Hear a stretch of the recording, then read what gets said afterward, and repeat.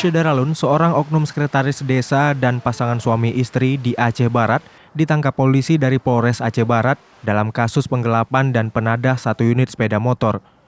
Ketiga pelaku berinisial U, RS, dan RD ditangkap pada Rabu 4 Januari 2017 sore di Aceh Barat, serta polisi ikut mengamankan barang bukti sepeda motor jenis Honda Beat.